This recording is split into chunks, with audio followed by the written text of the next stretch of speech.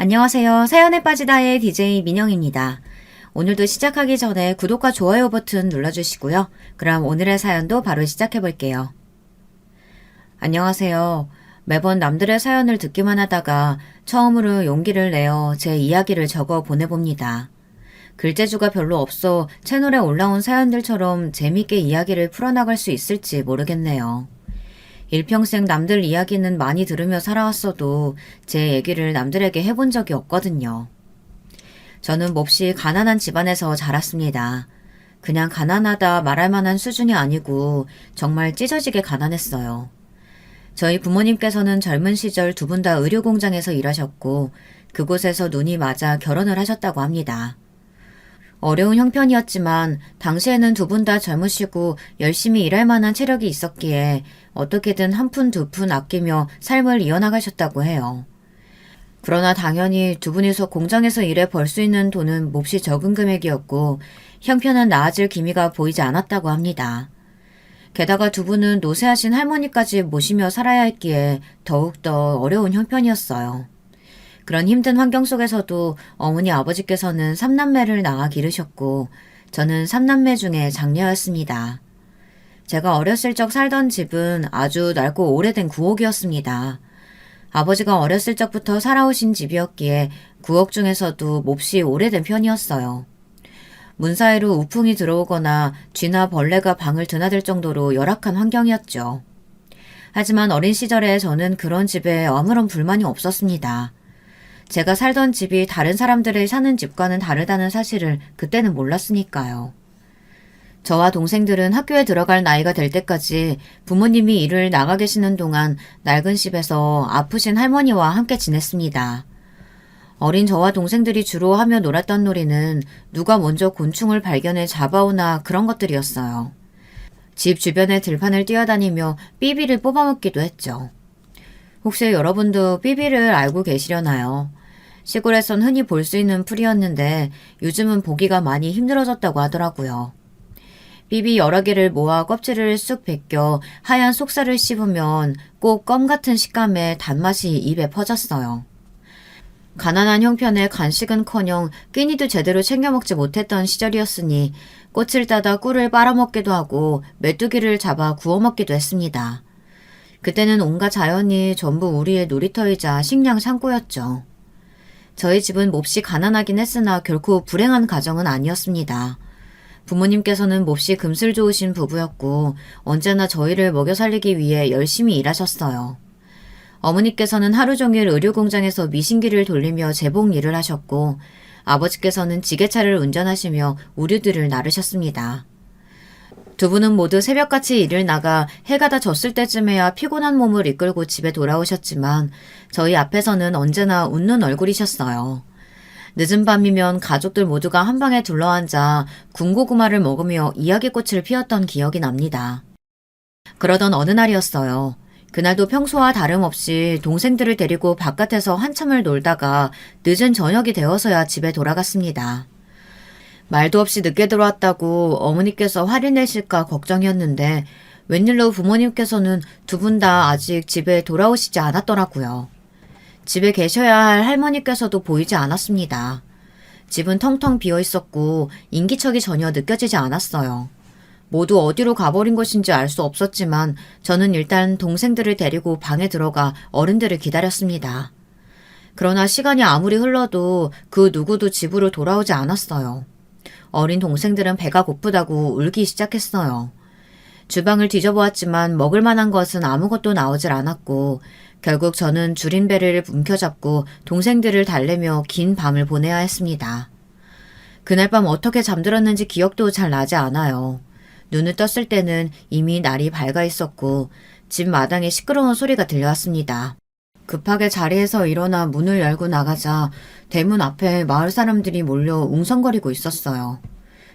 그리고 그 사이에서 어머니와 아버지가 모습을 보이셨습니다. 아빠, 다리가 왜 그래요? 그날 사람들 사이로 힘없이 대문을 걸어 들어오시던 아버지의 모습이 아직도 생생합니다. 한 팔로는 어머니의 부축을 받고 한 팔로는 목발을 집은 채 걸어오시고 계셨어요. 아버지의 한쪽 다리는 무릎 밑으로 아무것도 보이지 않았습니다. 부모님께서는 두 분 다 몹시 침울한 얼굴이었고 어머니께서는 웅성대는 사람들을 향해 모두 그만 돌아가 달라고 소리를 치셨어요. 마루에 걸터 앉으신 아버지께서는 제 물음에 아무런 대답 없이 그저 한숨만을 내쉬셨습니다. 어머니께서는 그런 아버지 곁에서 한참을 아무 말 없이 우셨어요. 어렸던 저는 그 상황이 도무지 이해가 가질 않았습니다.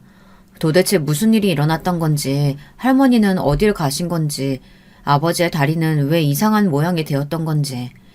그 뒤로 아버지께서는 공장에 나가지 않으셨어요. 매일같이 방에 틀어박혀서 하루 종일 나오지 않으셨죠.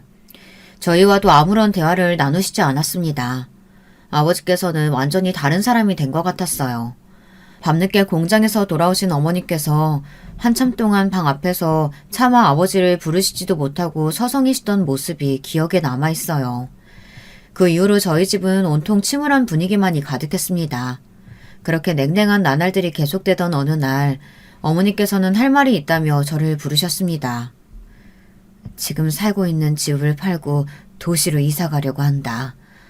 나 혼자 벌어오는 공장 봉급으로는 갈수록 빚만 늘어나고 있는 판국이야. 어린 너한테까지 이런 얘기 다 털어놓게 되어 미안하지만 넌 맞이 잡니? 앞으로도 네 아버지가 저런 식이라면 난 더 바빠질 거고 너희한테 신경을 기울일 여력이 없을 거야. 이사 준비부터 시작해서 네가 도와줄 일이 많아. 내가 없을 땐 네가 동생들을 지금처럼 잘 챙겨줘야 돼. 할 수 있겠지? 그렇게 말씀하시는 어머니의 얼굴은 몹시 피곤하고 힘들어 보이셨어요. 저는 애써 고개를 힘차게 끄덕였습니다. 어머니께서는 그런 제게 착하다, 착하다라는 말을 반복하시며 등을 토닥여 주셨어요. 그렇게 저희는 오랫동안 살던 낡은 구옥을 떠나 도시로 이사를 가게 되었습니다. 새로 이사를 가게 된 집은 아주 오래된 빌라의 반지하 단칸방이었습니다. 5 식구가 다닥다닥 붙어 있어야만 겨우 누울 자리가 마련될 정도의 작은 크기였죠. 전에 살던 구옥에서도 비가 오는 날이면 물이 새고 틈만 나면 쥐가 튀어나오곤 했지만 반지하방은 구옥보다도 훨씬 좋지 않은 환경이었습니다. 유일하게 나 있는 창문 바로 앞에는 하수구가 있어 온종일 악취가 진동했고 창문 틈으로 지나다니는 이들과 눈이 마주치는 일이 허다했죠.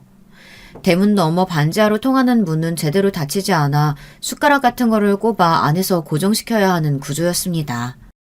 집도 문제였지만 무엇보다도 이사 후 제가 제일 힘들었던 것은 달라진 주변의 환경이었습니다.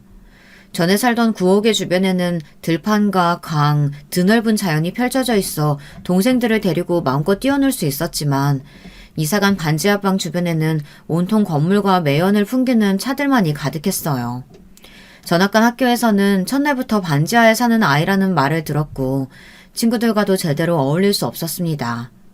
그러나 저는 어머니에게 힘든 티를 낼 수가 없었어요. 제 일이 아니더라도 어머니께서는 언제나 힘들고 지쳐 보이셨거든요. 저까지 어머니에게 마음의 짐을 얹어드리고 싶지는 않았습니다. 아버지께서는 도시로 이사 온 뒤에도 여전히 일을 나가시지 않고 언제나 집에서 하루 종일 TV만 보고 누워 계셨어요.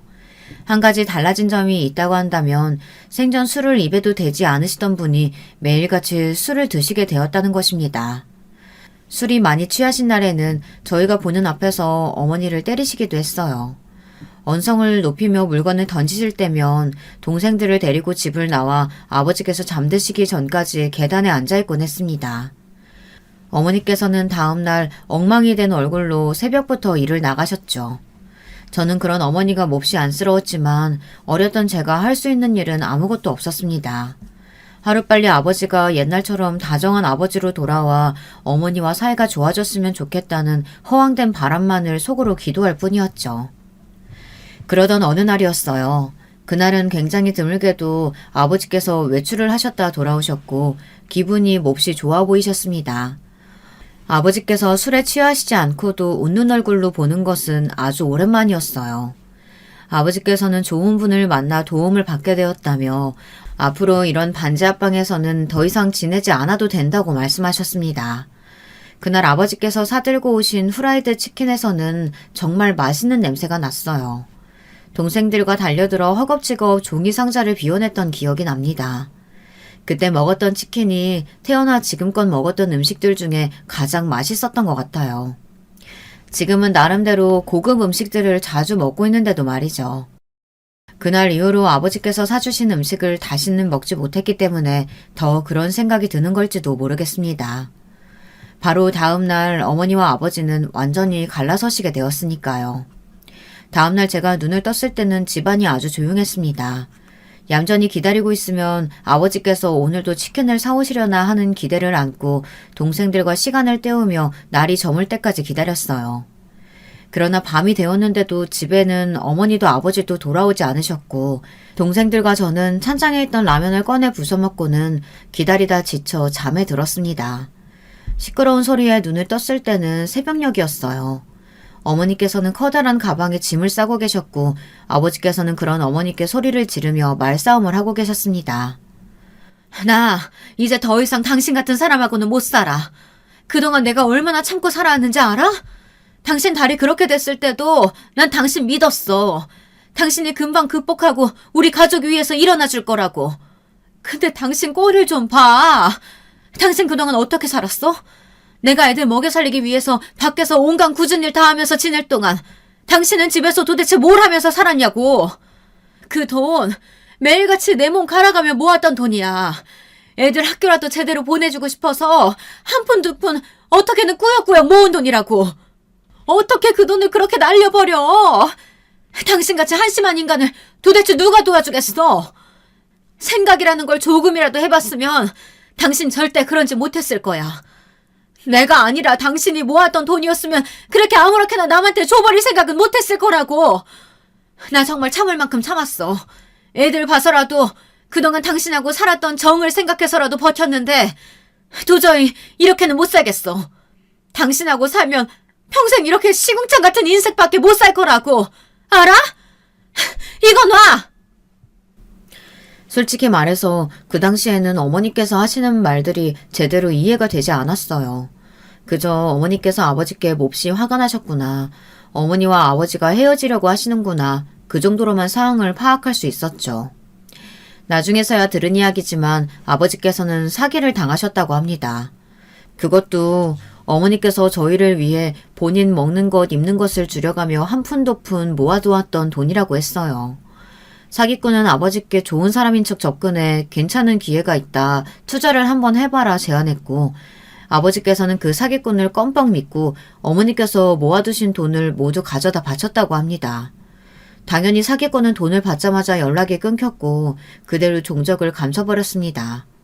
그 사실을 알게 되신 어머니께서는 더 이상 아버지와 함께 살아갈 의지와 삶에 대한 희망을 모두 잃어버리셨고 더 이상은 못 참겠다며 짐을 싸서 집을 나가시려던 것이었죠.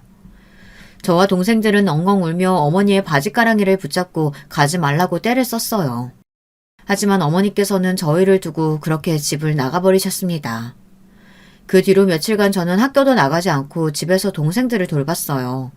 어머니께서 집을 나가신 이후로 아버지께서도 한동안 집에 돌아오지 않으셨습니다.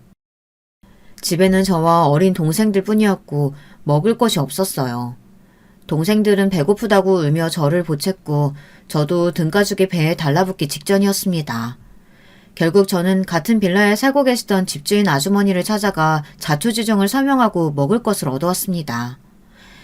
아주머니께서는 사정이 딱해서 도와주기는 하지만 지금도 월세가 많이 밀려있다며 이번 달 안에 월세를 내지 못하면 방을 빼고 나가야 한다고 말씀하셨습니다. 너희 부모님 혹시 너희 버리고 도망간 건 아니지?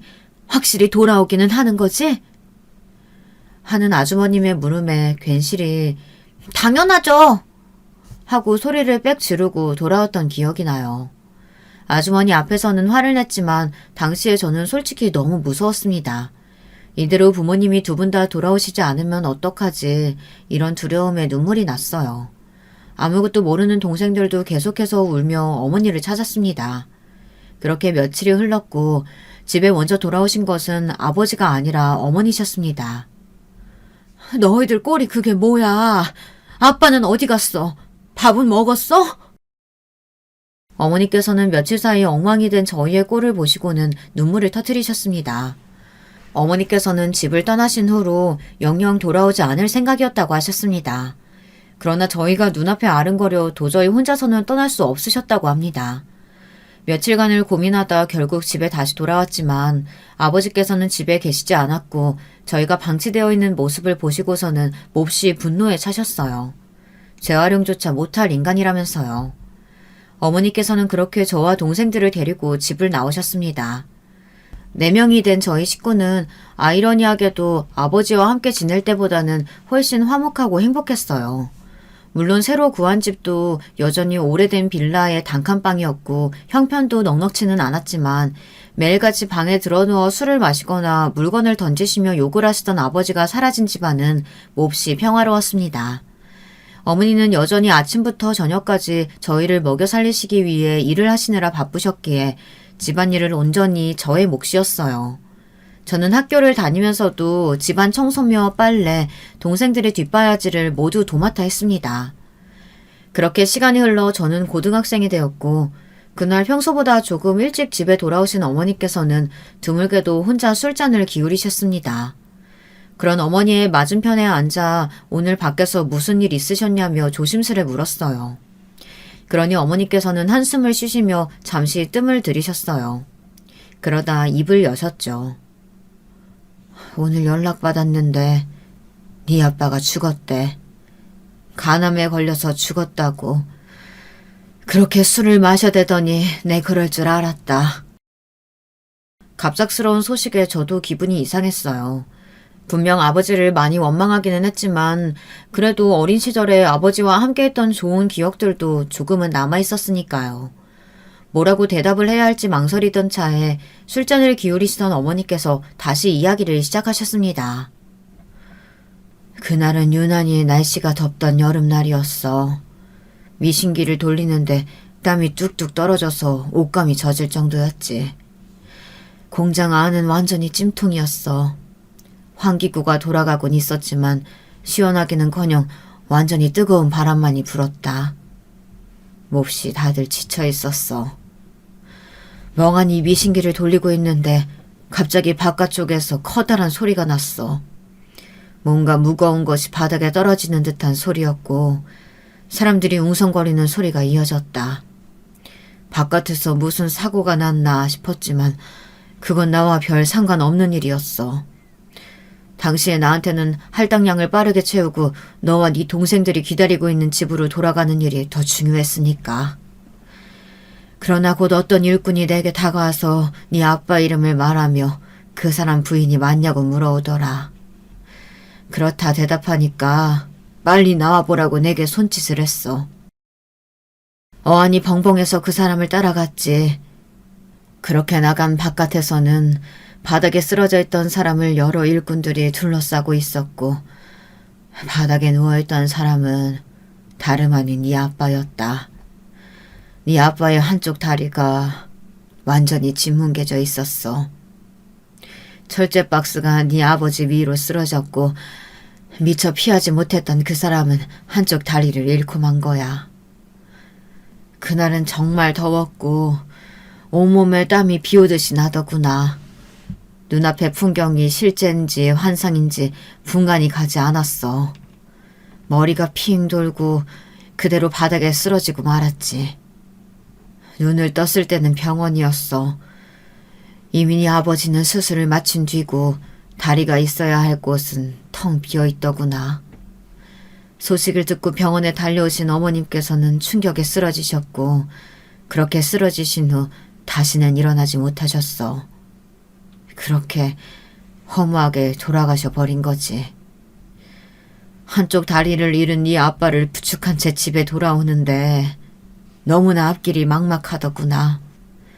너희에게 이 상황을 어떻게 설명해야 할지도 모르겠고 어머니의 죽음을 슬퍼할 겨를도 없었고 너도 알다시피 그날 이후로 네 아빠는 완전히 다른 사람처럼 변했다.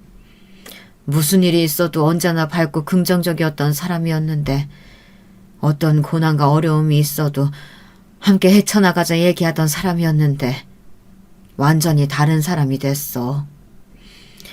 다른 사람들이 자기를 다리병신이라고 손가락질한다고 생각했고 나에게도 매번 공격적인 말투였다.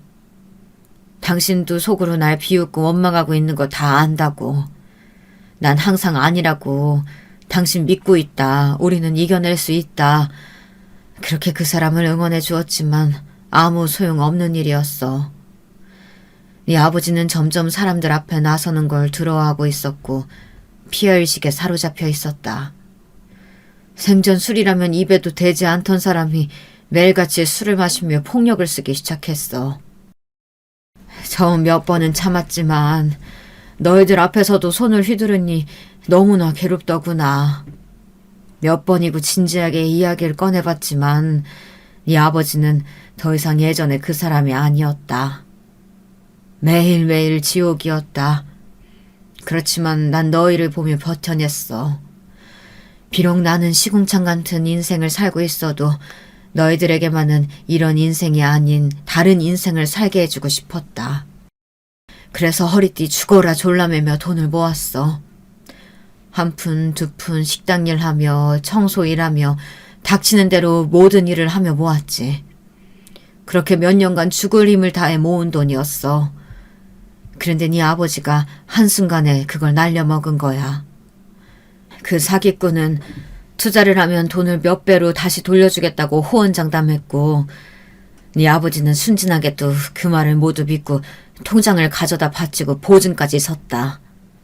사기꾼은 그 모든 걸 받고 종적을 감췄고 그 사실을 알게 된 순간 난 정말 죽고 싶은 마음뿐이었어. 지금껏 어떻게든 버티며 꾸역꾸역 살아온 내 인생, 내 모든 세월이 부정당하는 기분이었다. 그렇게 집을 나갔고 실은 그날 목숨을 끊을 생각이었지. 근데 너랑 네 동생들 얼굴이 눈앞에 아른거려서 도저히 혼자서는 죽을 수가 없더구나. 너한테는 항상 미안한 마음뿐이다. 내가 힘들다는 핑계로 네게 너무 무거운 짐을 지은 거 다 알고 있다. 내게는 평생 사죄해도 모자라. 네가 도대체 무슨 죄가 있겠어. 나 같은 못난 부모 둔 것이 죄라면 죄겠지. 도무지 너를 볼 낯이 없구나. 그렇게 어머니는 제 앞에서 한참을 오열하셨습니다. 저도 그런 어머니의 말씀에 눈물이 왈칵 쏟아졌어요. 어머니께서는 제게 아무런 죄가 없다고 하셨지만 그러는 어머니께서는 무슨 죄가 있으셨겠어요.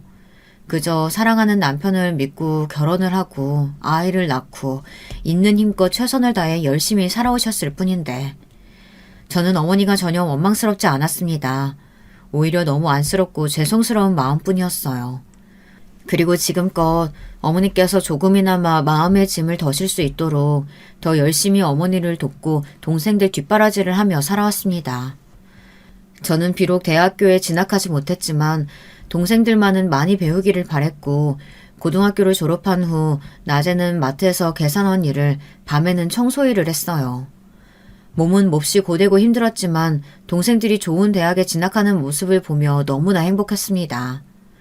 당시의 제 삶은 언제나 저보다는 어머니 그리고 동생들이 먼저였어요. 저의 행복보다는 가족들의 행복이 우선이었고 저는 배고프더라도 동생들은 하나라도 더 먹이고 싶은 마음이었습니다. 어머니께서는 그런 저에게 언제나 미안한 마음을 가지고 계셨기에 동생들도 모두 대학에 진학했고 자기 앞가림은 스스로 할 수 있는 나이가 되었으니 이제는 너도 네 삶을 더 돌보라고 말씀하셨어요.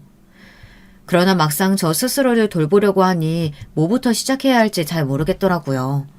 저는 지금껏 살아오며 여운이 즐거움이니 그런 것들을 즐겨본 적이 없었으니까요. 안녕하세요. 요즘 날씨가 참 덥죠. 뵌지는 꽤 오래됐는데 인사를 드리는 건 처음이네요. 그런 제 삶에 나타났던 즐거움은 다름 아닌 저희 남편이었습니다. 남편과 처음 만난 것은 제가 일하던 마트에서였어요. 남편은 마트에 식자재를 배달하던 트럭 기사였고 더운 날씨에 남편이 제게 음료수를 나눠주며 우연히 이야기를 나누게 되었습니다. 남편과 저는 비슷한 점이 참 많은 사람이었어요. 남편도 저처럼 아주 어려운 환경에서 자라온 사람이었고 어렸을 적부터 홀어머니를 모시고 살아왔다고 했습니다. 남편의 어머니께서는 아버지에 대한 이야기를 한 번도 해주신 적이 없었고 아버지께서 어떤 사람인지 왜 어머니 혼자 남편을 낳고 키우셨던 건지 아무것도 아는 것이 없다고 했어요. 남편 또한 저처럼 반지하방에서 자라면서 아픈 어머니를 부양하느라 공부는 꿈도 꿀 수 없었다고 합니다. 고등학교를 졸업하자마자 면허를 따서 운전기사 일을 시작했다고 했습니다. 어머니께서는 얼마 전 오래전부터 앓고 계시던 암으로 돌아가셨다고 해요. 그것마저도 저희 아버지와 똑같았습니다. 저는 공통점이 많은 남편과 점점 가까워지기 시작했고 결국 저희는 연인으로 발전하게 되었습니다. 남편은 저의 어려운 집안 사정과 제가 자라온 환경을 누구보다도 잘 이해해주는 사람이었어요. 저는 이 사람과 함께라면 남은 인생을 행복하게 살 수 있을 거라는 확신이 들었어요.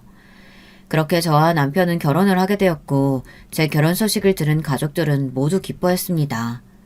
물론 결혼을 했다고 해서 갑자기 형편이 좋아졌다거나 모든 일들이 술술 잘 풀리게 된 것은 아니었어요. 저와 남편은 여전히 단칸방에 살고 있었고 그리 부유하지도 않았지만 그래도 남편과 함께 보내는 일상은 너무나 행복했습니다.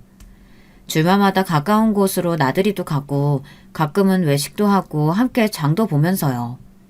그렇게 평화로운 나날들이 계속되던 어느 날이었어요. 여보, 사실 할 말이 있어. 사실 나 어제 우리 아버지 만나고 왔어. 지난 세월 동안 한 번도 먼저 남편과 시어머니를 찾은 적이 없으셨던 시아버지께서 갑작스레 남편에게 연락을 해오셨다고 했습니다. 갑작스러운 연락이 당황스럽기는 했지만 남편은 언제나 아버지에 대해 궁금해했었고 결국 시아버지를 만나러 다녀왔다고 했어요. 아버지께서 연락이 오셨다는 것만으로도 충분히 놀랄 일이었는데 더 놀라운 소식은 그것뿐만이 아니었습니다. 약속 장소에 나타나신 시아버지께서는 무려 한 회사의 사장님이셨고 한눈에 봐도 몹시 부유해 보였다고 했습니다. 약속 장소도 남편은 태어나 한 번도 가본 적 없던 고급 식당이었고 정말 이런 사람이 내 아버지가 맞나 하는 생각마저 들었다고 했습니다. 솔직히 처음에는 원망스러운 마음이 먼저 들었어. 이렇게 부유한 형편에 돈이 많은 사람이었다면 나랑 어머니를 왜 그런 환경에서 살게 둔 건지. 조금이나마 도움을 줄 수는 없었던 건지. 그런데 아버지께서는 그동안 내 존재를 모르고 살아오셨다고 하더라. 어머니와 아버지께서는 젊은 시절에 연인이셨대. 그런데 어머니께서 어느 날 갑자기 이별을 통보하고 사라져버리신 거야. 어머니께서는 아버지 집안에 비해 몹시 가난한 집안 출신이셨거든. 아버지께서는 어머니와 결혼할 생각이셨지만 당연히 집안에서는 반대가 심했고 어머니께서는 그런 아버지를 위해 본인이 사라져주는 게 맞다고 생각했나 봐. 애써 매정하게 이별을 말하고 떠나셨던 거야. 그런데 이별을 한 뒤에서야 뱃속에 내가 이미 자라고 있었다는 사실을 깨달으신 거지.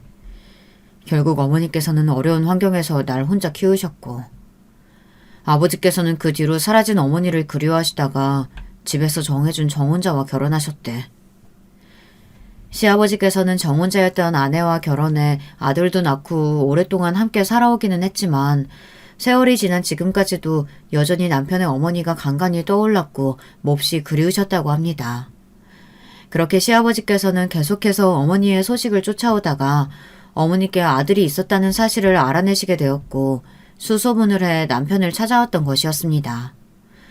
시아버지께서는 늦었지만 지금이라도 아버지 노릇을 하고 싶다며 남편을 돕고 싶다 말씀하셨지만 남편은 도와주실 것 없다. 지금도 충분히 잘 살고 있다며 시아버지의 도움을 거절했습니다. 그러나 시아버지께서는 지금이 아니더라도 언젠가 도움이 필요하게 된다면 꼭 말해달라고 남편의 약속을 받아내셨다고 해요. 앞으로는 가족처럼 서로 왕래하며 지내고 싶다는 뜻을 내비치셨다고 합니다. 남편은 지금 가족이 있으시지 않느냐.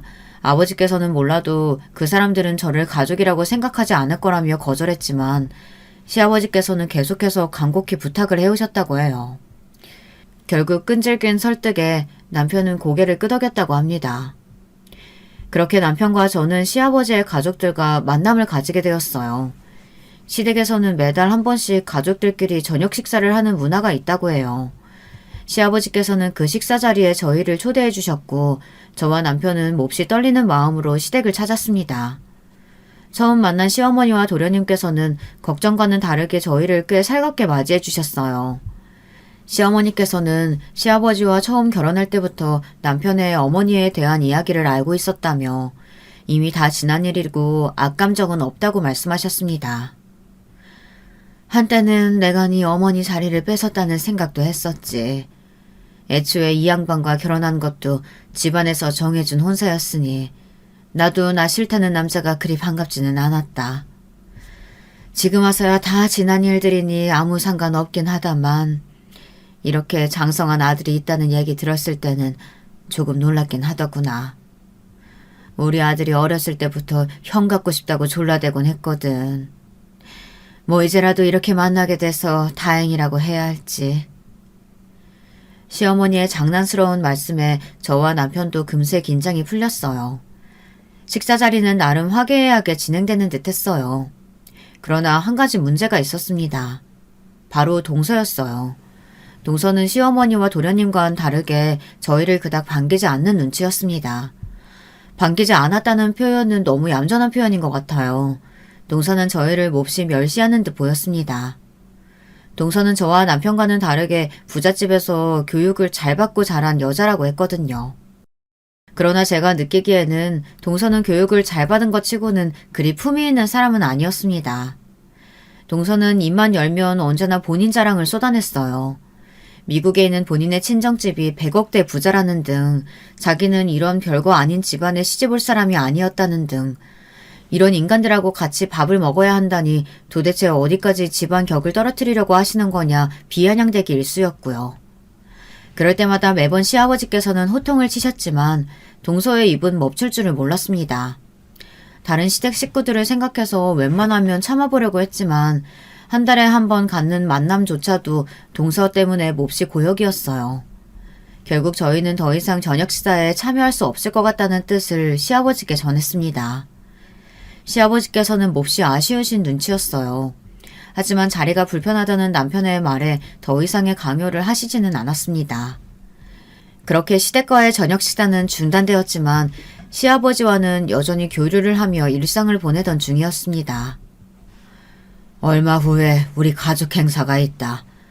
이런 자리 부담스러워하는 거 알고 있지만 이번에는 꼭 참여를 해줬으면 좋겠구나. 행사에 친인척들과 지인들이 많이 올 거야. 그 사람들한테 너와 며느리를 소개시켜주고 싶구나.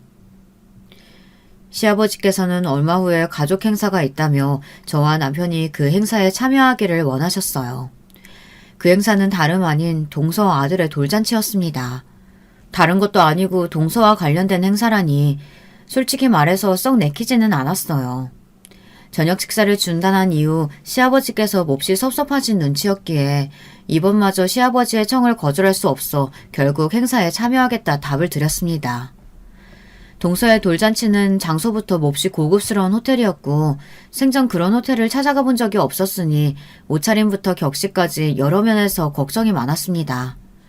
남편과 함께 큰맘 먹고 아울렛에 가서 좋은 옷도 한 벌씩 사입고 그래도 축의금을 내기는 해야 할 것 같아 깨끗한 돈으로 10만 원을 마련해 봉투에 넣어갔습니다. 본인 입으로 100억대 부자라는 동서의 눈에 10만 원이 어디 돈처럼 보이기나 하겠냐마는 저희 형편으로는 나름대로 신경을 쓴 수준이었어요. 그렇게 시간이 흘러 동서 아들의 돌잔치 날이 되었고 저와 남편은 떨리는 마음으로 호텔을 향했습니다.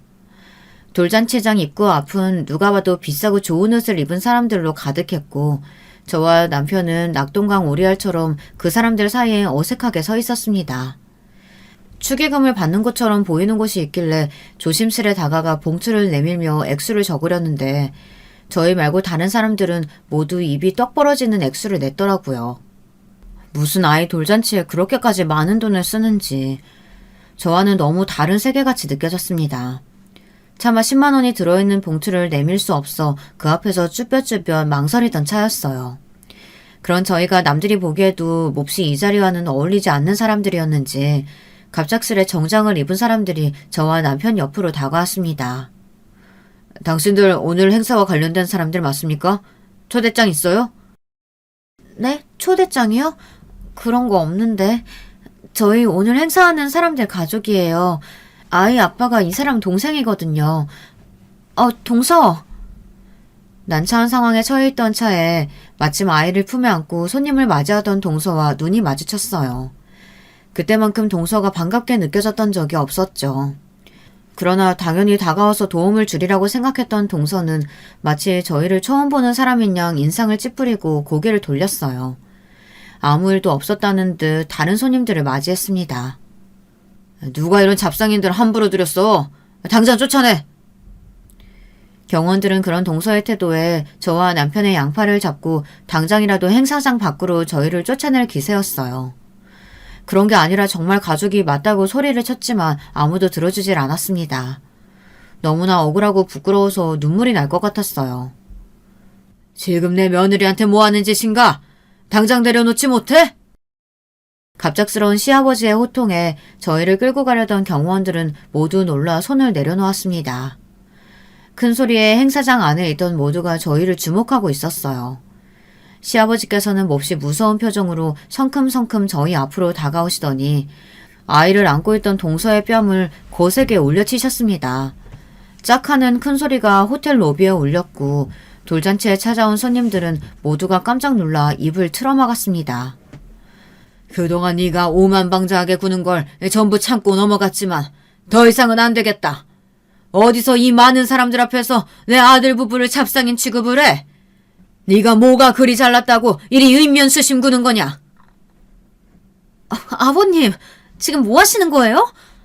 제가 저 사람들에 비하면 잘났죠. 저런 못 빼어먹은 집 사람들하고 저를 어떻게 비교하세요? 미국에 계시는 저희 부모님께서 제가 뺨 맞은 걸 아시면 가만히 있지 않으실걸요. 너라는 애는 아주 입만 열면 거짓말이구나. 내가 그동안 정말 몰라서 네 거짓말 눈 감아준 줄 알아? 네? 아버님, 그게 무슨 말씀이세요? 저희 부모님은 미국은 무슨! 시끄럽다! 이 많은 사람들 앞에서 더 망신당하고 싶지 않으면 당장 둘한테 제대로 사과해라. 시아버지의 말에 기세등등했던 동서의 얼굴이 새파랗게 질리더라고요. 주변에 모두가 저희들을 바라보고 있었고 동서는 입술을 꾹 깨물고는 저희 앞에 다가와 고개를 숙였습니다.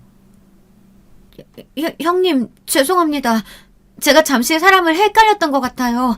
일부러 그랬던 건 아니에요. 제가 흥분해서 말실수했어요. 용서해 주세요.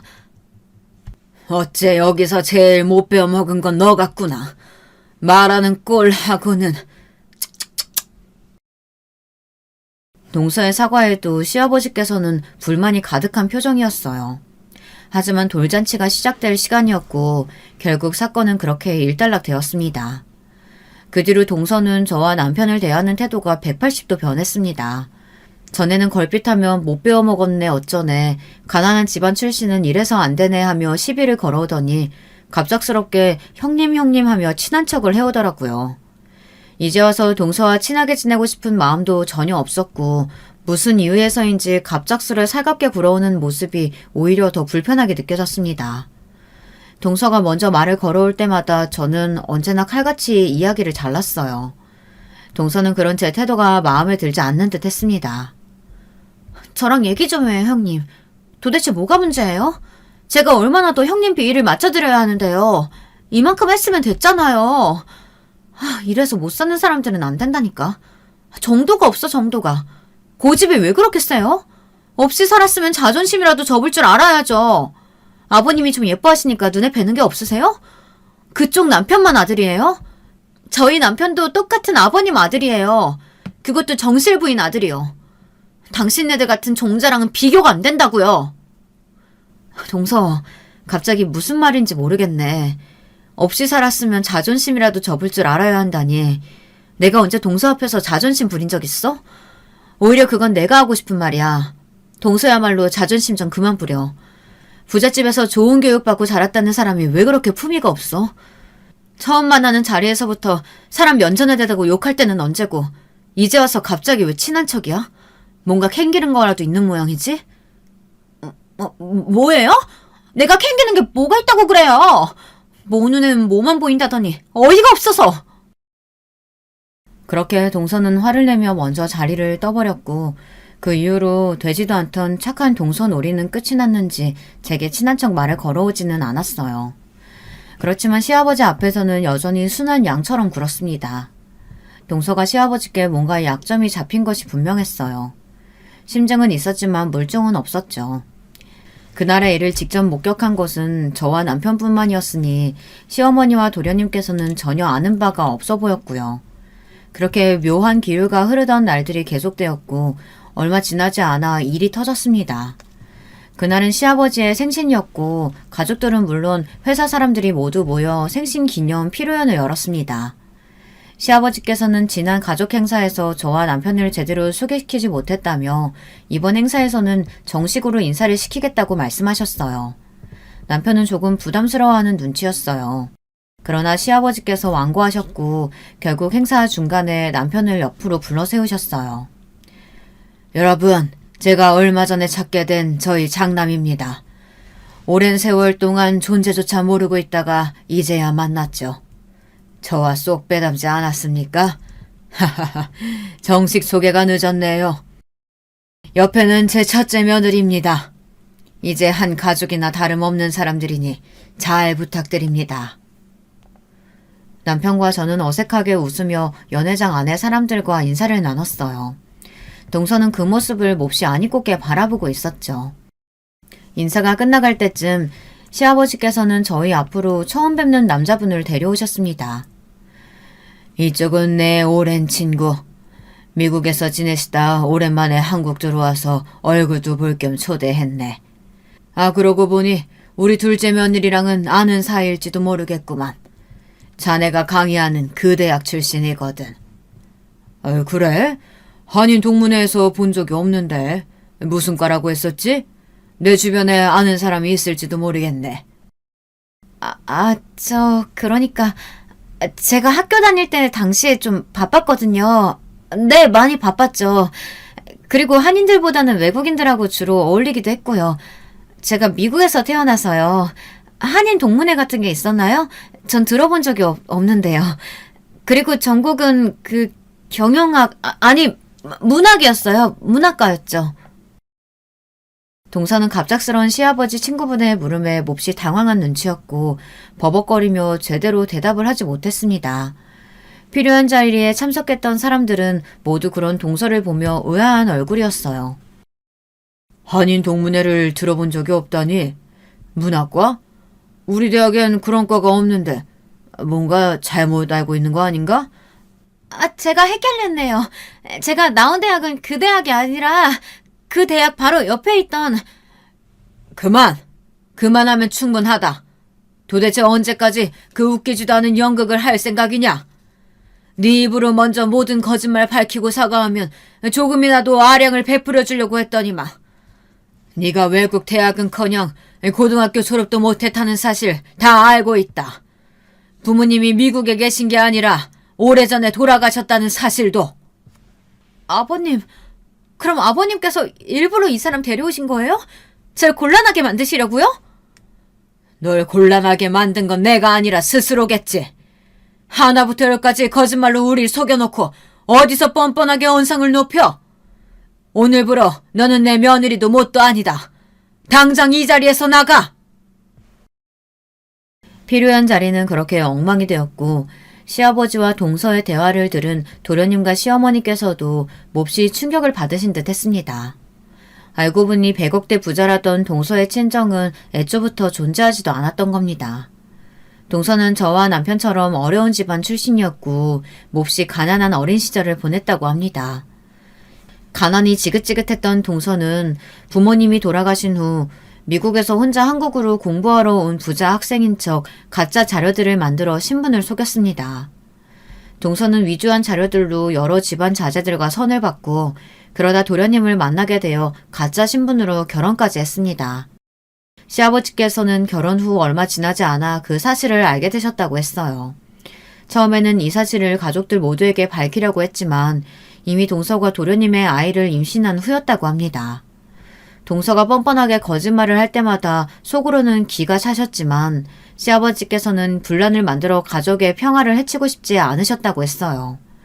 그러나 동서는 날이 갈수록 거만해졌고 아들을 낳고 난 후로는 더더욱 유세가 심해졌다고 합니다. 시아버지께서는 점점 그런 동서가 거슬리셨고 그런 시아버지의 거슬림에 정점을 찍었던 것이 바로 돌잔치에서의 사건이었죠. 그 뒤로 시아버지께서는 동서의 콧대를 크게 눌러줄 계획을 벼르고 계셨다고 합니다. 출신을 속여 결혼한 것이 모두에게 들통난 동서는 그 뒤로 얼굴을 들고 다니지 못하게 되었습니다. 당연히 도련님과는 이혼 절차를 밟게 되었고요.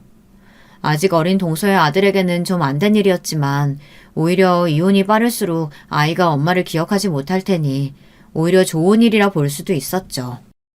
도련님께서는 어쩐지 그동안 동서가 이상한 낌새를 자주 보였다며 혀를 찼습니다. 미국에서 살고 왔다는 사람이 어렸을 적 추억 얘기를 전혀 못할 때부터 의심을 했어야 하는데 그저 시간이 오래 지나서 생각이 잘 나지 않을 수도 있다고만 생각했어요.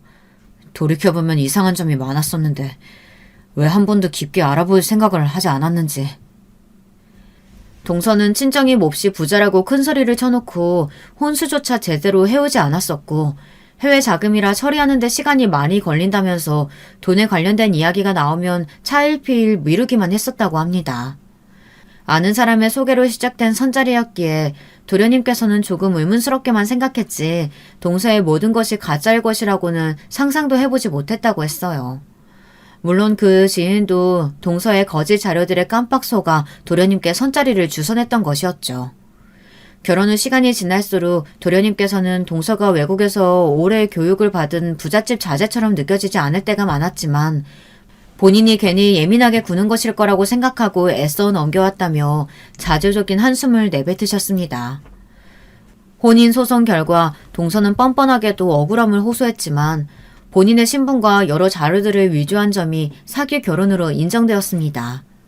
결국 동서는 친권과 양육권을 모두 도련님에게 뺏기었고 엄청난 위자료를 물게 되었죠. 게다가 공문서를 위조한 죄로 형사처벌을 받게 되었다고 하더라고요. 땡전 한 푼 없이 시댁에서 쫓겨났으니 무슨 돈으로 위자료와 벌금을 낼지는 저도 모르겠네요.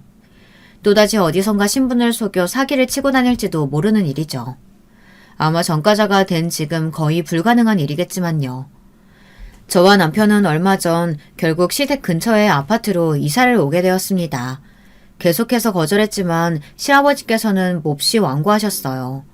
이건 저희를 위해서 선물로 주시는 것이 아니라 본인을 위해서 하시는 일이라면서 조금이라도 시댁에서 가까운 곳에서 지내야 얼굴을 더 자주 볼 수 있지 않겠냐며 군마을 말고 들어가 살라는 말씀에 결국 백기를 들게 되었죠.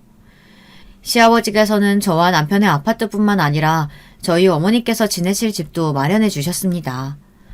한사코 거절했지만 저희 어머니께서 혼자 지내고 계신다는 사실을 알게 되신 후로 신경이 많이 쓰이셨던 모양이더라고요. 돌아가신 남편의 어머니가 생각나 마음이 무거우시다면서요. 동생들 이야기를 듣고 동생들에게까지 도움을 주신다는 걸 한사코 말리느라 혼났네요. 요즘도 여전히 시댁 식구들은 온 가족이 모여 함께 한 달에 한 번씩 저녁 식사를 합니다. 식사 시간마다 매번 재수없게 굴던 동서가 사라졌으니 저녁 식사가 즐겁지 않을 이유가 없었죠.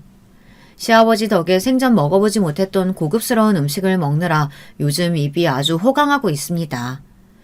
제가 살아온 이야기를 이렇게 길게 누군가에게 털어놓는 것은 남편을 제외하고는 처음이네요. 여러분들께서 재밌게 들어주셨을진 모르겠어요. 제가 글재주가 별로 없어서요. 어렸을 적에는 참 세상이 어렵고 힘들고 나에게만 가혹하다고 생각했었는데 요즘은 너무나 행복한 나날들이 이어지고 있습니다. 동생들도 모두 제 갈 길을 찾아 잘 살고 있고 어머니께서도 몹시 정정하시고요. 이 모든 게 전부 저희 남편을 만난 덕에 일어난 일인 것 같아요. 사람에게는 무엇보다도 함께 곁을 지켜주는 사람이 가장 중요하다는 것을 느끼는 요즘입니다. 여러분의 곁에도 저처럼 좋은 사람들만이 가득하기를, 그리고 언제나 평안하고 행복한 삶이 되시기를 바랄게요. 감사합니다. 여러분, 두 번째 사연 시작하기 전에 좋아요, 구독 꼭 눌러주실 거죠? 그럼 두 번째 사연 바로 시작합니다. 안녕하세요. 저는 서울에서 두 딸과 남편과 행복하게 사는 40대 여자입니다. 얼마 전에 저한테 인생 최고의 사건이 일어났어요. 도저히 혼자만 알고 있기엔 아까워서 제보하게 됐습니다. 저는 제가 이런 경험이 생길 줄은 전혀 기대도 하지 않고 살았는데 동서가 저를 이렇게 만들어줬어요. 동서는 제가 태어나서 만난 사람 중에 제일 특이한 사람이거든요. 여러분도 제 사연 한번 들어보시고 동서에 관해 판단해 주시길 바랍니다. 제 사연을 말하려면 가장 먼저 제 배경에 대해 말하고 넘어가야 이해가 쉬워서 짚고 넘어가자면 저는 지극히 평범한 가정에서 태어났어요. 충분하게 여유로운 집안도 아니고 그렇다고 가난해서 밥을 굶는 집도 아니고 진짜 말 그대로 평범한 집안에서 자랐습니다. 공무원이었던 아버지와 집에서 살림하셨던 어머니, 그리고 저와 남동생 2명까지 그렇게 우리 5가족은 적당히 화목하고 적당히 서로 싸우면서 자랐어요. 남동생들이 저와 나이가 그렇게 터울이 많지 않아 어린 시절을 생각하면 셋이 놀이터에서 하도 놀아서 온몸이 흙으로 덮였던 기억이 납니다. 여자 형제가 없어서 다소 과격했던 저는 하필 나이도 첫째라 동생들을 통솔해야 해서 성격이 어렸을 때부터 장난 아니었대요. 제 기억 속에는 없는데 엄마 말로는 동생들을 괴롭히면 제가 집에서 누워있다가도 일어나서 직접 괴롭힌 아이들을 찾아가서 응징해줬다고 하더라고요. 그 덕분인지 남동생들과는 지금까지도 그렇게 막 사이가 나쁘진 않습니다. 셋이 싸우기도 많이 싸우고 잘 맞을 때는 최고의 친구로 학창시절을 보냈어요. 아버지는 무뚝뚝하셨는데 그래도 우리 가족에겐 나름 다정한 면이 있으셨습니다. 특히 제가 혼자 여자라고 남동생들 몰래 용돈을 더 주시기도 하고 큰딸이 최고라고 저를 많이 예뻐하셨어요. 무뚝뚝한 성격에 말이 많진 않아도 우리를 사랑하는 마음 하나는 최고였습니다. 그렇게 속을 알 수 없는 아버지와 달리 어머니는 3명의 자식들을 한마디로 조용히 시키시는 분이셨어요. 흔히 말하는 대장부 같은 어머니는 어디 가서 당하고 살지 않던 분이었는데 덕분에 남동생들과 저는 사춘기도 조용히 넘어갈 정도였습니다. 그래서 제가 성인이 되기 전의 기억은 그냥 진짜 평범한 대한민국의 일반적인 가정이었어요. 영화에 나오는 것처럼 유난스럽게 화목하진 않아도 적어도 콩가루 집안이거나 불행이 집에 크게 찾아오거나 그러지도 않았습니다. 친척들 간의 문제도 전혀 없었는데 양가 어른들 특징이 다들 조용하시고 문제를 만들기 싫어하는 분들이라 친척 갈등도 없이 지나갔어요. 그러다 제 인생이 바뀌는 계기가 있었는데 정확히 말하자면 제 인생이 아니고 우리 가족 전체의 인생이 바뀐 계기가 있었습니다. 우리는 지방에 있는 광역시에서 살고 있었는데 어머니가 부동산에 굉장히 관심이 많으셨거든요. 상당히 사교적이고 활발한 성격의 어머니는 모임이 유독 많으셔서 우리 3남매의 친구들 모임도 있었고 같은 지역 엄마들과의 모임과 아버지 회사의 아내들 모임 등 사회활동이 아주 많으셨습니다. 그러다 어떤 모임에서 부동산 얘기가 나와서 어머니가 그때부터 부동산에 관심을 크게 가졌는데 정말 너무 운이 좋게 제가 딱 대학에 입학했을 때 우리 집 재산이 2배로 늘어났어요. 엄마가 투자한 게 적절한 시기에 빛을 받고 덕분에 우리 3남매는 대학을 가서 등록금 걱정을 전혀 하지 않아도 됐습니다. 그리고 몇 년이 지나자 등록금 걱정뿐만이 아니고 용돈 걱정도 하지 않아도 될 정도로 어머니의 선구안은 빛을 발하게 됐어요. 어머니가 부동산으로 성공하자 아버지도 어머니를 전적으로 의지해서 두 분이 전문적으로 땅을 보러 다니시더니 우리 집은 금세 남들보다 더 많이 여유롭게 살 수 있게 됐죠. 어머니는 아파트 명의는 거짓말을 하지 않는다고 대학생인 저에게 명의 이전을 시켜주어 저는 졸업도 하기 전에 아파트가 생기기도 했어요. 덕분에 해외여행도 많이 다니고 생활비 걱정 없이 대학 생활을 보내서 아주 감사한 마음을 가졌습니다. 확실히 집에 여유가 생기니 가족들 사이도 더욱 좋아져 우리 5은 여행도 자주 다니고 돈독해졌어요. 그러다 제가 딱 졸업하기 직전에 엄마는 사업을 하나 시작하셨습니다. 워낙 꾸미는 걸 좋아하고 잘하는 엄마는 화장품 사업을 하고 싶다고 진지하게 여기저기 상담을 다녔어요. 본인이 번 돈으로 사업을 한다니까 당연히 응원하면서도 한편으론 걱정되어 아버지와 저도 주변에 많이 물어보면서 정보를 얻었습니다. 아예 뭐라도 있던 회사를 인수하는 것이 아니고 엄마는 처음부터 자신의 회사를 만들고 싶어 하셔서 옆에서 제가 도울 수 있는 것들은 다 도와줬어요. 그러면서 자연스럽게 졸업하고 회사에 나가 일을 많이 도와줬는데 사업도 다 운이라고 하잖아요. 마침 엄마의 회사는 때를 잘 타서 예상보다 큰 수익을 가질 수 있었습니다. 그 모습을 보고 우리 이모는 엄마 사주가 돈줄을 쥐고 태어난 사주라 그렇다고 하던데 저는 엄마가 얼마나 고생하고 많이 신경 썼는지 아니까 오히려 잠도 자지 않고 매진하는 엄마가 안쓰러웠어요. 그래서 더욱 도울 수 있는 것들은 도왔는데 예를 들어 공장에 가거나 거래처에 갈 때 엄마가 운전에 미숙하셔서 대신 운전도 하고 엄마 비서처럼 식사도 챙기고 했습니다. 회사가 커지면서 직원들 채용도 했는데 면접에도 들어가고 제가 마침 대학 전공이 회계여서 전공을 살려 엄마를 많이 도와줬어요. 엄마는 그런 제가 고맙고 기특하다고 저를 회사 임원이라고 말하고 다니셨죠. 그러다 아버지도 퇴직하시고 엄마 회사에 소일거리를 하러 나오셔서 거의 온 가족이 엄마의 회사를 위해 일했다고 해도 과언이 아니랍니다. 동생들도 힘을 써야 하는 일이 생기면 나와서 도왔고 아무래도 처음부터 끝까지 다 알아서 해야 하는 게 사업이라 이렇게 5명이 매진해도 가끔은 벅차기도 했어요. 그렇게 일하다 보니 저는 어느새 결혼 정년기가 됐는데 그때 사귀던 남자친구가 있긴 했습니다. 대학생 때부터 사귀던 남자였는데 저는 그 남자친구와 결혼하려고 생각하고 있었어요. 그런데 믿었던 남자친구에게 배신을 당하게 됐는데 우리가 같은 학교여서 겹치는 지인이 매우 많았습니다. 어느 날 동기가 저에게 기니 할 말이 있다고 저를 불러서 약속 장소에 나갔는데 믿을 수 없는 말을 듣게 됐어요. 얘 미주야, 네 남자친구 요즘 술자리에 나오면 자기 땡 잡았다고 얼마나 난리치는 줄 알아? 돈 보고 결혼하는 거라고 사람들 앞에서 하도 입을 털어서 내가 다 민망하더라. 넌 바빠서 모르는 것 같아서 알려주는 거야. 이따 술자리 또 있으니까 올 수 있으면 몰래 와봐. 처음 동기의 말을 듣고 저는 동기가 저를 놀리는 줄 알았습니다. 그도 그럴 것이 남자친구는 저에게 진짜 지극정성이었고 말 그대로 헌신적인 사람이었어요. 저를 오래 봐온 중고등학교 친구들도 남자친구 잘 만났다고 하고 당연히 우리 부모님과 심지어 동생들도 많이 봤던 사람이었습니다. 우리 막내 동생이 전공이 체육인데 마침 남자친구도 취미가 체육이라 같이 저를 빼고 둘이 만나서 체육관에 갈 정도로 친했어요. 가족들도 신뢰했고 남동생들도 제 남자친구가 언제 진짜 가족이 되는 거냐고 물을 정도였는데 저 말을 듣고 신뢰할 수가 없어서 직접 술자리에 나갔는데 동기의 말은 사실이었습니다. 미주? 당연히 좋지. 근데 더 좋은 건 걔네 집안 돈이지. 돈 보고 결혼하는 게 나쁜 건 아니잖아? 나 이제 부자야. 우리 엄마는 벌써 뭐하고 살지 신났더라. 술에 취해 얼굴은 벌게진 채로 우리 집 재산이 최고라고 떠드는 남자친구를 보고 참을 수가 없었어요. 당장 들어가서 육두문자를 내뱉으며 헤어지자고 하고 집으로 돌아오는데 너무 괘씸하고 원망스럽더라고요. 상황이 믿기지 않아 눈물도 나오지 않았는데 다음날 엄마가 둘이 여행 안 가냐고 묻는 말에 무너져서 얼마나 울었는지 모릅니다. 그 남자친구는 우리 집에 찾아오고 동생들을 찾아가고 엄마 회사에도 나와서 자기가 다 잘못했다고 무릎 꿇고 빌며 사정했는데 눈도 깜빡하지 않았어요. 이미 정이 떼질 대로 떼진 저는 그때는 제 인생의 결혼은 당연하고 남자도 없다고 생각했습니다. 아무도 믿을 수 없었고 그냥 결혼하고 싶지 않았어요. 그런 제게 엄마는 머리도 식힐 겸 여행을 혼자 다녀오라고 하셨는데 저도 마침 회사 일에 몰두하느라 모든 게 지쳐서 엄마 말대로 유럽으로 여행을 가게 됐습니다. 혼자 떠난 여행이라 설렘과 두려움을 안고 나섰는데 운명처럼 거기서 지금의 남편을 만나게 됐죠. 절대 결혼은 없다고 연애도 하지 않을 거라고 술에 취해 가족들 앞에서 내뱉었던 게 얼마 되지도 않았는데 지금 생각해도 웃기네요.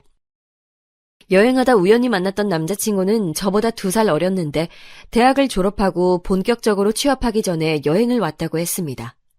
첫 만남이라 그랬던 건지 평생 엮일 거라 당연히 생각하지 않고 저에게 일어났던 어이없는 결혼 파투를 얘기하니 자기 일처럼 진지하게 들어주는 모습에 안정감을 느꼈어요.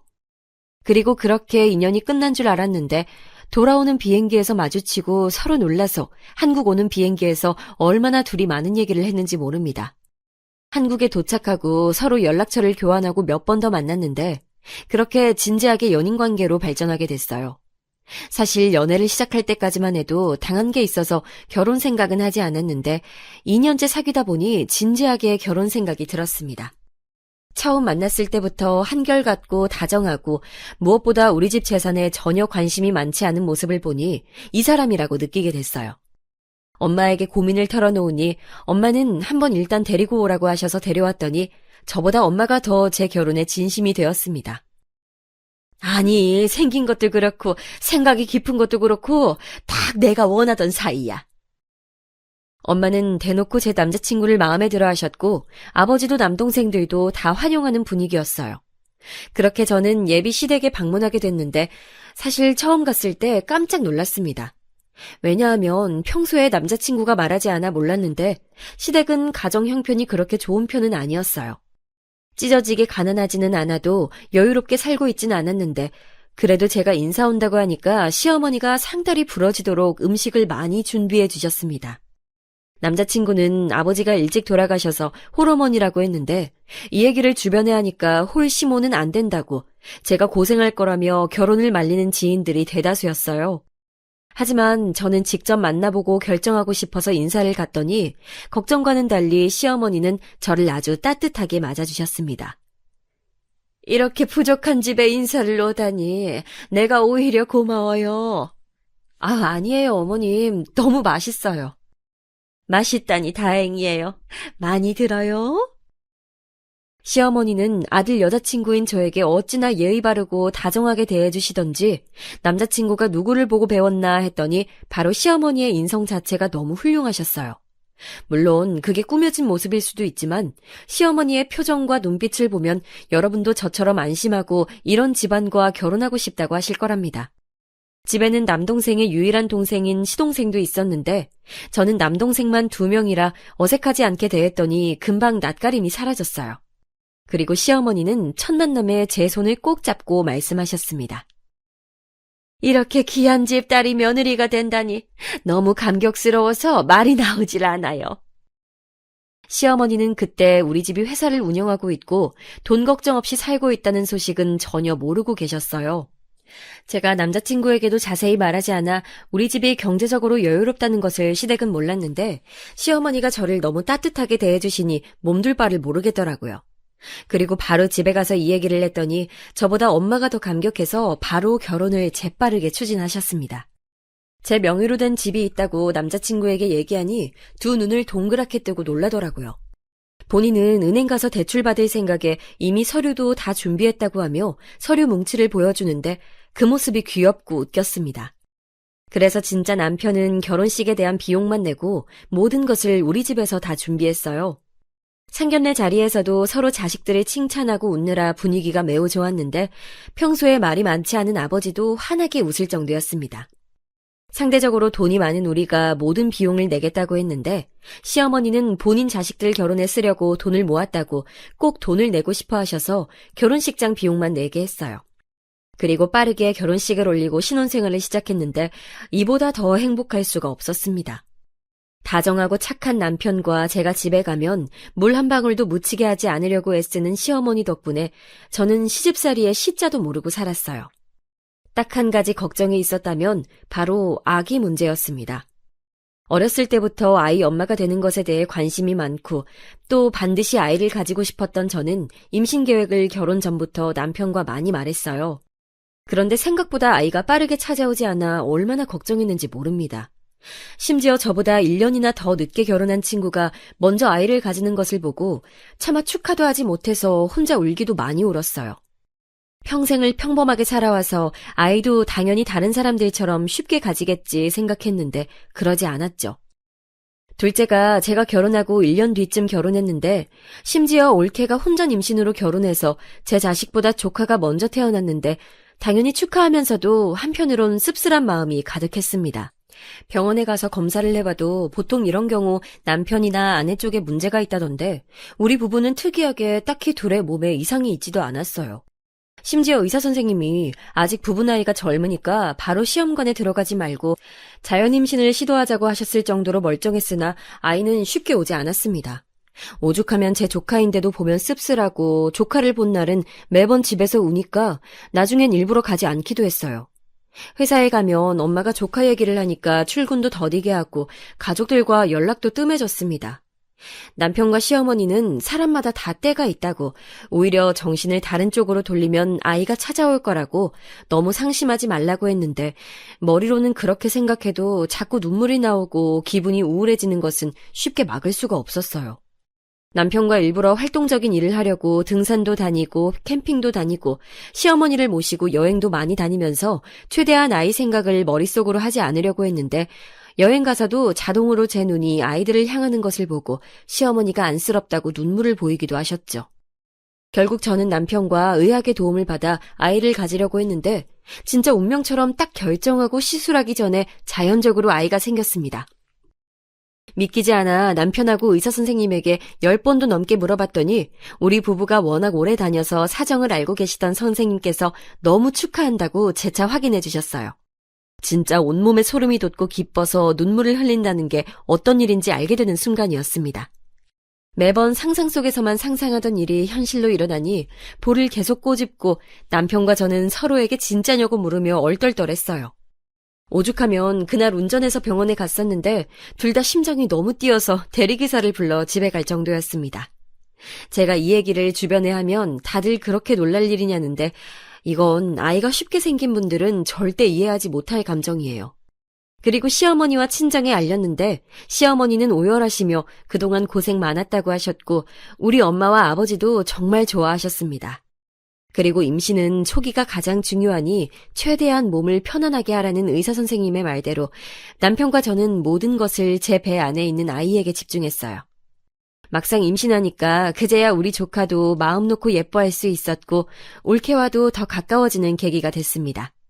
혹시라도 유산의 가능성이 있으니 그냥 길거리를 걸을 때도 아주 조심스럽게 걸었고 먹는 것도 철저하게 임산부에게 좋지 않은 음식 목록을 다 뽑아 아예 부엌에 붙여놓을 정도였어요. 그때 엄마 회사에 나가지 않고 있어서 집안일은 다 제가 했었는데 남편은 그러다 제 몸이 무리할 수도 있다고 본인이 모든 집안일을 했습니다. 회사 다니느라 바쁠 텐데 혼자서 요리하고 청소하고 빨래까지 하는 것을 보고 저는 전혀 스트레스를 받지 않고 태교할 수 있었어요. 생각보다 자연유산이 매우 흔하다는 것도 주변에서 말해줘서 알고 있었는데 우리한테는 절대 일어나면 안 되는 일이라고 남편과 얼마나 둘이 좋은 생각을 많이 하려고 애썼는지 모릅니다. 입덧이 조금 있어서 먹는 것에 예민하긴 했는데 이상하게 시어머니 음식을 먹으면 입덧이 없어서 시댁에 많이 가서 지내기도 했었죠. 시어머니는 제가 갈 때마다 잔치상처럼 밥을 차려주셨는데 너무 감사해서 용돈을 드려도 절대 받지 않으셨습니다. 본인의 즐거움을 뺏지 말라고 하시면서 우리 아이에게 투자하라고 용돈을 받지 않으니 남편과 저는 오히려 난감했어요. 시어머니는 검소하시고 사치를 모르는 분이셨는데 그 점은 남편이 똑 닮았습니다. 저도 평소에 사치를 부리거나 허영심이 가득한 편은 아니었는데 이미 있는 것에 감사하며 사는 남편을 만나고 많이 바뀌었어요. 특히 아이를 가지는 과정에서 내려놓는 법에 대해 알게 됐습니다. 친구들은 저에게 그렇게 형편이 좋으면서 하고 다니는 것은 검소하게 하고 다닌다고 놀라워했는데 저는 이미 심적으로 안정된 생활을 하고 있으니 꾸미는 것에 무뎌졌어요. 아무튼 그렇게 입덧을 제외하면 큰 문제가 없이 아주 건강하게 출산까지 할 수 있었어요. 제가 고집해서 자연분만으로 낳았는데 시어머니와 남편은 제 몸이 걱정된다고 제왕절개를 권했지만 아이를 생각하면 자연분만이 좋을 것 같아 일부러 자연분만을 선택했고 후회는 없습니다. 너무나도 다행히 아이는 긴 진통이 아니어서 생각보다 빠르게 출산했어요. 성별은 딸이었고 미숙아도 아니었고 손가락 발가락도 5개가 있었고 의사 선생님이 아주 건강하다고 할 정도로 튼튼한 아기로 태어났습니다. 엄마와 아버지도 보러 오시고 남동생들도 병원에 와서 아이 얼굴을 보고 갔는데 다들 아이가 예쁘다고 칭찬해줬죠. 퇴원하고 저는 집에서 산후조리를 했는데 친정엄마는 회사 운영을 하느라 바쁘니 시어머니가 와서 도와주셨습니다. 친구들은 시어머니가 조리해주는 것이 가능하냐고 물었는데 우리 시어머니는 저한테 불편하게 하는 분도 전혀 아니고 언제든 배려가 몸에 익숙하신 분이라 오히려 제가 원했어요. 역시나 시어머니는 오셔서 온 집안의 집안일까지 하시며 저를 봐주셨는데 그걸 본 친정엄마가 감동해서 시어머니에게 선물을 해줘도 이런 것을 받아도 되냐고 하시는 분이랍니다. 진짜 오로지 제 편의를 봐주시며 아이를 봐주셨는데 심지어 아이도 얼마나 잘 보시던지 저는 시어머니가 전문적으로 그 일을 하는 줄 알았답니다. 이 경험으로 우리 집은 시댁에 도움이 될 수 있으면 좋을 것 같아 시어머니에게 뭐 원하는 게 있냐고 몇 번을 물었는데 그럴 때마다 시어머니는 전혀 없다고 본인이 원해서 도와주신 거라며 매번 거절하셨어요. 그러다 남편과 얘기가 나왔는데 사실 그때 시동생이 대학 졸업을 한 지 몇 년이 지났는데 취직하지 못하고 있었거든요. 제가 갑자기 그 생각이 들면서 괜찮으면 도련님을 우리 엄마 회사에서 일하게 하는 것은 어떤지 말을 꺼냈습니다. 남편은 제가 말을 꺼내자 크게 기뻐하며 그럴 수 있으면 너무 행운이라며 좋아하더라고요. 그 모습을 보고 진작 말할 걸 후회하며 시어머니와 도련님에게 말했더니 당연히 두 분도 좋아했습니다. 우리 집이야 뭐 당연하게 어떤 식으로 시어머니에게 보답할 수 있을까 생각하던 차라 엄마는 그 생각을 못했다고 환영한다며 도련님을 회사 주요 요직에 앉혔어요. 그리고 정신없이 육아하며 바쁘게 지내고 있었는데 원래 아이는 한 번 생기면 쭉 생긴다고 하잖아요. 원래 2명을 낳고 싶어 했지만 첫째가 하도 생기지 않아 어려움이 있어서 혹시라도 생기지 않으면 그냥 1명으로 만족하고 살자고 남편하고 이미 얘기했었는데 바로 아이가 또 찾아오게 됐습니다. 터울은 2살 차이가 났고 제가 둘째 소식을 양가에 알리니 시어머니가 저보다 더 좋아하셨어요. 우리 시어머니는 첫째가 딸이라 자기는 딸을 키워본 적이 없어서 제가 조심스러웠다며 첫째도 어찌나 조심스럽게 대하셨는지 모릅니다. 뭘 먹여도 저에게 먼저 물어보고 아이한테 예쁘고 고운 말만 해주셔서 너무 감사했어요. 첫째 때 입덧이 있었던 것과 달리 둘째는 입덧이 전혀 없었습니다. 그래서 첫째보다 더 편하게 태교할 수 있었는데 그렇게 아이를 기다리다 뜻밖의 소식을 듣게 됐어요. 바로 도련님의 갑작스러운 결혼 발표였습니다. 결혼은 축하할 일이었는데 제가 놀란 것은 그게 아니고 바로 예비동서의 임신 소식이었어요. 무려 혼전 임신으로 결혼하게 됐다고 우리에게 털어놓는 도련님을 보고 너무 놀라서 애가 떨어지는 줄 알았답니다. 임신한 지 얼마 됐는지를 들어보니 우리 아이와 겨우 몇 주 차이였어요. 일단 축하하고 되게 급하게 결혼하게 된 도련님. 아니 이제 서방님이라고 호칭할게요. 서방님 부부를 최대한 도와주고 있었는데 어느 날 서방님이 동서 없이 우리를 불러놓고 말했습니다. 자기가 형수네 집이 운영하는 회사에 다닌다는 소식을 동서는 모른다며 비밀로 해달라고 하더라고요. 뭐 저야 그때는 불편할 수 있다고 생각하며 당연히 그러라고 말하고 넘겼는데 이게 큰 화를 가져올 줄은 전혀 몰랐습니다.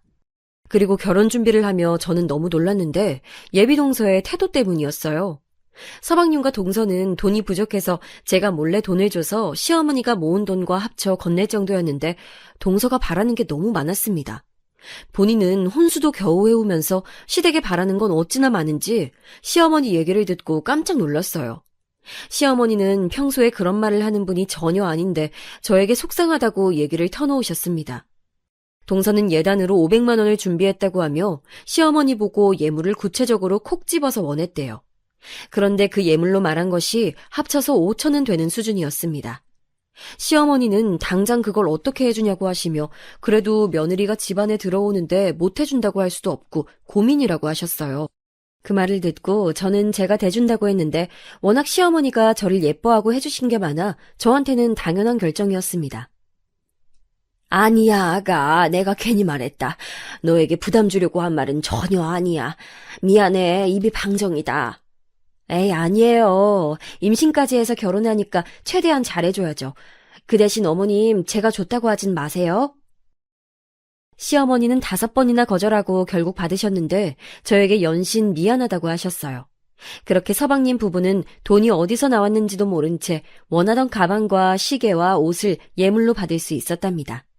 그때 제가 임신한 상태라 최대한 남에게 베풀고 싶었는데 그게 다 나중에 우리 자식들에게 돌아올 거라고 믿었기 때문이에요. 제가 출산하기 전에 서방님과 동서는 결혼식을 올렸고 축의금도 섭섭지 않게 많이 줬습니다. 동서는 화려하고 예쁘게 생겼는데 생긴 대로 꾸미는 것에 굉장히 관심이 많았어요. 항상 머리부터 발끝까지 꾸미고 다녔고 볼 때마다 옷이 바뀌었습니다. 임신한 상태로 신혼여행도 다녀왔는데 무려 2주를 다녀왔더라고요. 무슨 일을 하냐고 물었더니 백수라는 말에 저처럼 집에 있으려나 보다 생각했죠.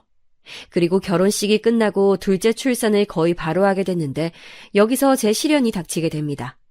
첫째가 워낙 건강하게 태어났고 자라면서도 잔병치레도 없이 순한 아이라 걱정하지 않았는데 둘째는 태어나자마자 태어나지 못하고 그대로 입원하게 됐어요. 미숙아는 아니었는데 심장 쪽에 문제가 있다고 경과를 지켜봐야 한다고 하셨습니다. 그 소리를 듣고 정신을 잃은 저는 깨어나고도 그게 현실이라는 것을 알고 얼마나 울었는지 몰라요. 의사 선생님은 신생아 중에 그런 경우가 꽤 있다고 절대 부모 잘못이 아니라고 했는데 모든 게 제 잘못처럼 느껴졌습니다. 온 신경을 둘째에 쏟느라 첫째를 잘 챙겨주지도 못했는데 그런 저와 첫째를 다 챙기는 남편을 보고 고마움을 느낄 새도 없었어요. 시어머니는 둘째도 그렇지만 무엇보다 제가 걱정된다며 제 옆에서 저를 정말 많이 챙겨주셨습니다. 올케가 연락 와서 자기 친구 중에도 그런 경우가 있었는데 나중에 지금 너무 건강하게 문제없이 살고 있다며 저를 안심시켰는데 고마웠지만 귀에 하나도 들어오지 않았어요. 고통의 시간을 보내며 살도 많이 빠지고 온전치 못한 정신으로 살며 사는 게 사는 것 같지 않았습니다. 제가 지옥 속에 빠져있는 동안 동서도 출산하게 됐는데 동서 아기는 너무나도 건강하게 태어나서 이미 퇴원하고 조리원에 있다는 소리를 듣고 축하하는 마음이 들면서 왜 우리 아가는 저러지 못하는 건지 얼마나 자책했는지 몰라요.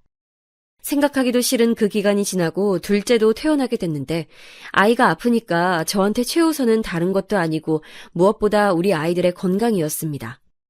그래서 특히 아이들이 어릴 때는 최대한 바깥 음식을 먹이지 않고 모든 음식을 제가 만들었어요. 무엇보다 먹는 것이 중요하니까 간식도 유기농으로 만들고 아이들 건강에 많은 신경을 썼습니다. 그도 그럴 것이 둘째가 병원에 정기적으로 가야 하니까 더 그랬어요. 아이들을 키우며 저는 동서와 가깝게 지내게 됐는데 아무래도 동서 자식과 우리 둘째가 동갑이고 개월수도 비슷하니 말이 통하는 게 많았습니다.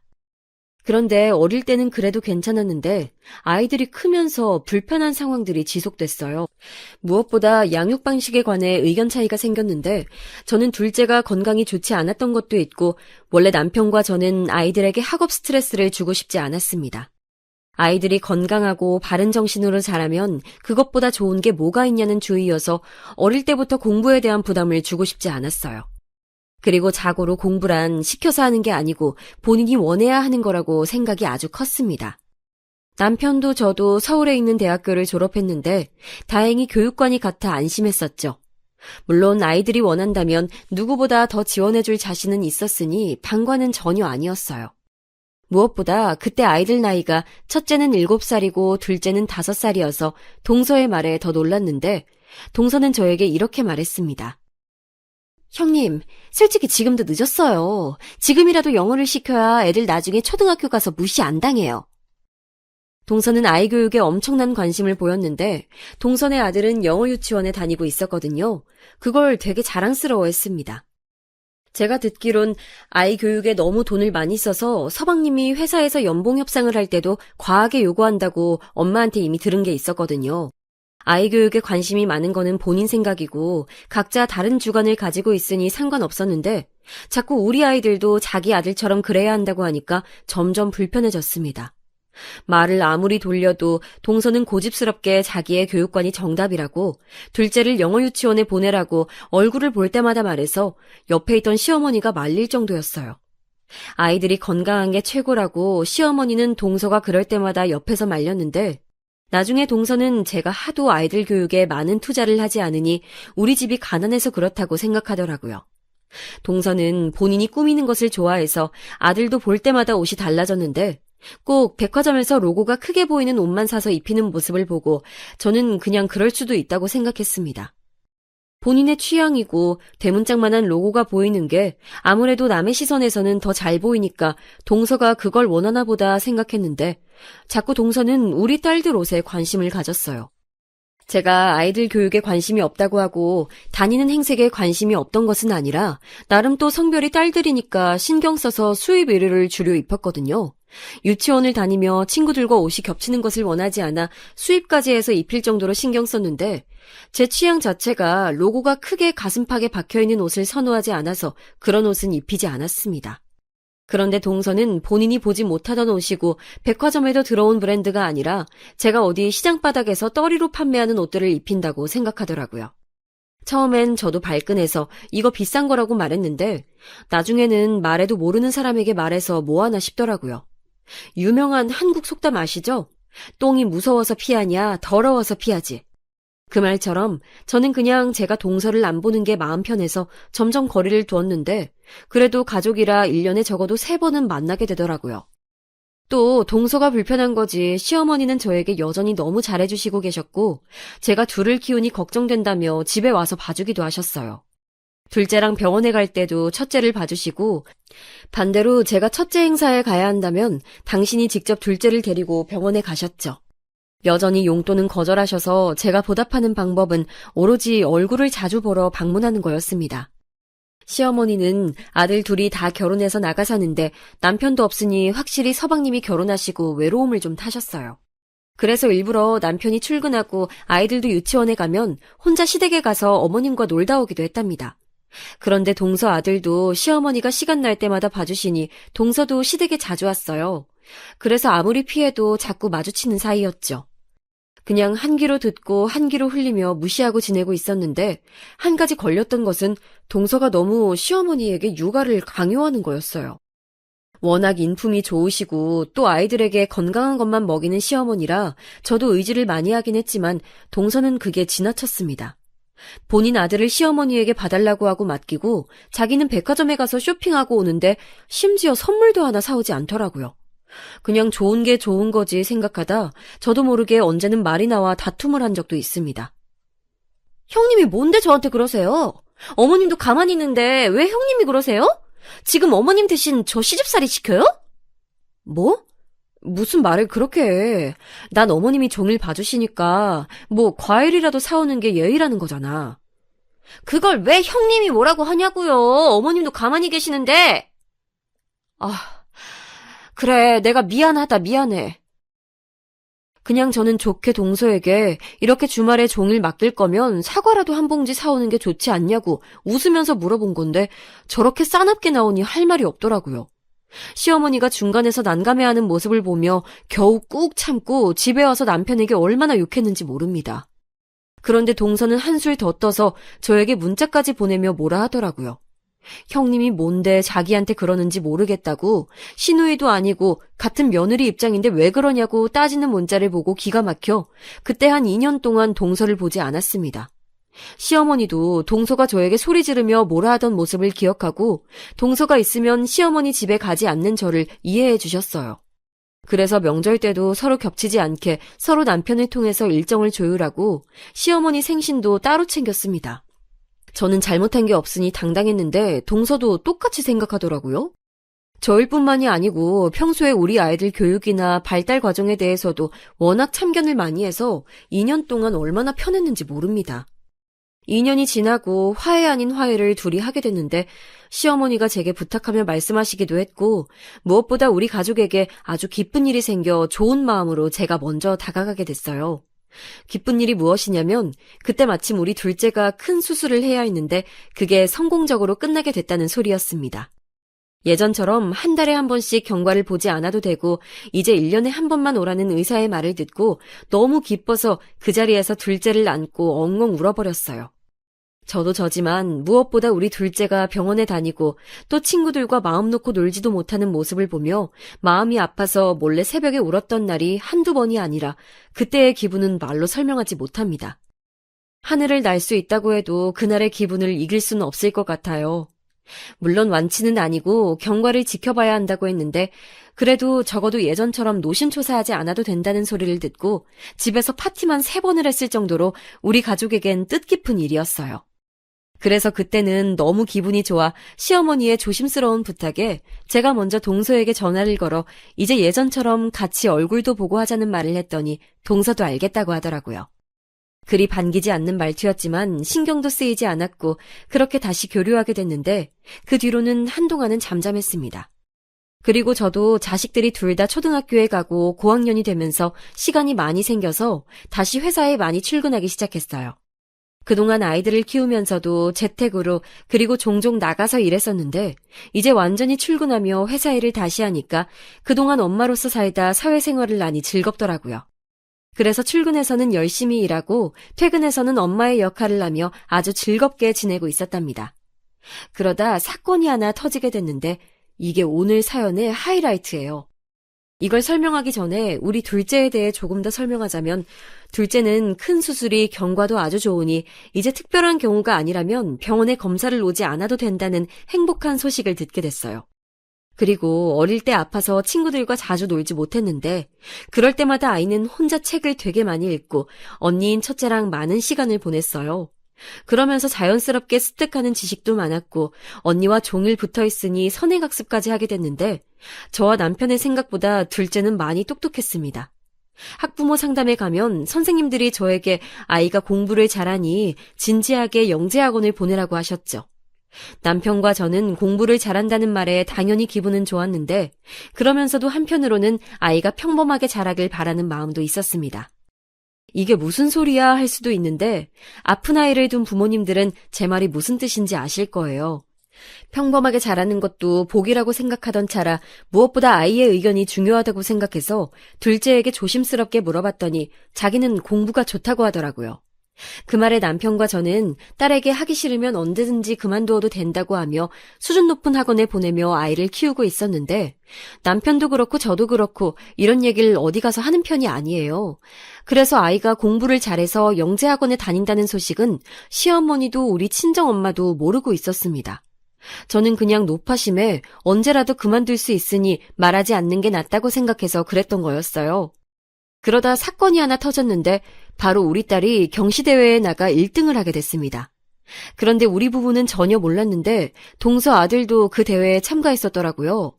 처음 나간 대회에서 우리 딸이 당당히 1등을 하니 너무 기분이 좋았는데 누가 갑자기 제 앞을 가로막아 놀라서 봤더니 바로 동서였어요. 형님, 예빈이 언제부터 이런 대회에 나왔어요? 동서, 인사도 없이 깜짝 놀랐네. 우리 딸 대회는 이번이 처음이야. 예빈이가 그렇게 공부를 잘했나요? 전혀 몰랐어요. 소리 소문도 없이 아무도 몰래 준비했나 보네요? 무슨 말을 그렇게 해? 우리 딸 공부 잘해. 그러니까 상도 탄 거지. 인사도 없이 우리 둘째를 노려보며 말하는 동서를 보고 기분이 나빠 그대로 자리를 피했습니다. 그 뒤로 동서의 견제는 계속됐는데 나가는 대회마다 동서 아들은 한 번도 입상하지 못했어요. 그 모습을 보고 남편은 그렇게 서방님 월급을 쏟아부어도 안 되는 것은 안 되는 거라며 안타까워했죠. 최종적으로 과학고 모집에서 우리 딸만 붙고 동서 아들은 떨어졌는데 그 계기로 동서는 우리 둘째만 보면 얼굴을 보고 악담을 퍼부을 정도로 싫어했습니다. 그리고 노골적으로 무시하는 모습에 기가 막혀 그냥 제가 피하게 됐는데 그러다 사건이 최종적으로 터지게 됐어요. 둘째의 생일과 과학고 입학 축하 기념으로 시댁에서 같이 식사하게 됐는데 하필 그때가 음력으로 생일을 세는 시어머니의 생신과도 기간이 겹쳐 서방님과 동서도 오는 날이었습니다. 그래도 시어머니 앞인데 설마 그러겠어 하는 마음에 갔는데 우리가 인사해도 모른 척하고 쌩하게 지나가는 동서 모습을 보고 남편과 저는 서로 눈빛을 교환했죠. 잘난 우리가 참자 하고 무시하고 최대한 좋게 식사하고 자리가 끝나 집에 가기 직전이었습니다. 갑자기 내내 우리를 무시하던 동서가 갑자기 살갑게 주차장에서 말을 걸기 시작했어요. 우리 둘째 과학고 입학을 축하한다고 선물을 준비했다길래 갑자기 뭘 잘못 먹었나 생각하며 다가갔는데 거기엔 생전 처음 보는 차가 있었습니다. 무려 벤츠를 산 건지 동서는 거들먹거리며 차 트렁크에서 뭘 꺼내더라고요. 뭐 얼마나 대단한 걸 꺼내나 구경했는데 뭘 선물로 줬는지 아세요? 지우개였어요. 지우개를 하나 주며 우리 딸에게 건넨 것도 아니고 거의 던지다시피 주며 동서는 저에게 말했습니다. 형님은 거지여서 벤츠 못 타보셨죠? 그렇게 거지여도 애가 과학고에 가네요? 그 말만으로도 그동안 꾹꾹 눌렀던 게 올라오고 있었는데 그 뒷말에 저는 참을 수 없는 분노를 느끼게 됐어요.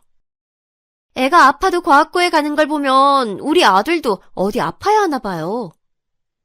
그 길로 저는 시댁에 들어가서 눈에 보이는 망치를 하나 들고 나와서 동서의 벤츠를 마구 때려 부수기 시작했습니다. 옆에서 남편이 말려도 그냥 무시하고 진짜 눈에 보이는 게 없어서 발로 차고 망치로 깼어요. 동서가 뭐 하는 거냐고 소리를 질러도 들리지도 않았습니다. 너무 괘씸하더라고요. 보아하니 서방님이 왜 또 연봉을 올려달라고 난리쳤는지 눈에 보여서 동서에게 말했습니다.